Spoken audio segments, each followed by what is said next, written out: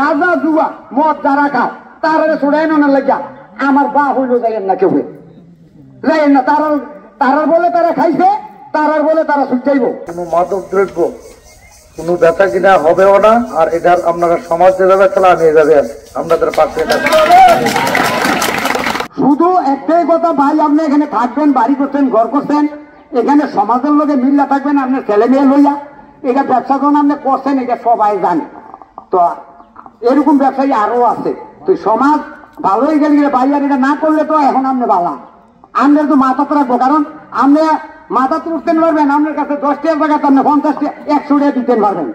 একজনে 10 টাকা দিতে না, আপনি আবার এখানে 100 টাকা দান করতে পারবেন। এতে করেও যাইয়া একটা বালা কাজও করতে পারবেন। একটা মানুষ অসুস্থ হয়ে গেছে গা, আরেকজনের কাছে চাইছে না, আপনার টেয়া আছে, আপনি 5,000 টাকা দিলে তা সুস্থ হইব। এই বান্ধব আপনি মন ছয় করিয়া আপনি ভালোই দিতে পারেন। ভালো অনেক সুযোগ আছে। আমরা মুসলমান নামাজ রোজা হয়ে যা ব্যস্ত যাইতাম না, আখিরি নবীর উম্মত হিসাবে কোন উসিলায় যদি যাইতাম পারি।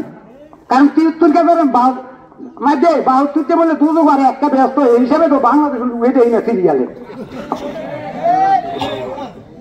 সেই হিসাব করলে ছিল না। তো আখিরি নবীর উম্মত হিসাবে যদি আমরা কিছু কাজকর্ম কইলে যদি কোন উসিলা হারিয়ে দিতাম পারি, তা আর বেশি কিছু বলবো না ভাই। মৎস্যকারের প্রতি আমার একটা আকুল আবেদন, যারা নাকি মনির ভাই আনছেন, হয়তো এখানে আইনা জায়গা দিচ্ছেন এবং মনির ভাই এখানে গদুয়ার যারা আশা ভরসা করছে তারা সবাই কোনো মজা দেখেন মরেন নাই।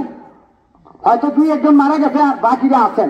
আপনারও হেরে লইয়া বুঝাইয়া এখানে কোনো গ্রুপিং না হইয়া বুঝাইয়া সুন্দর করিয়া সমাজদারে পরিবর্তন করে মিছিল মিটিং কিচ্ছু লাগতো না।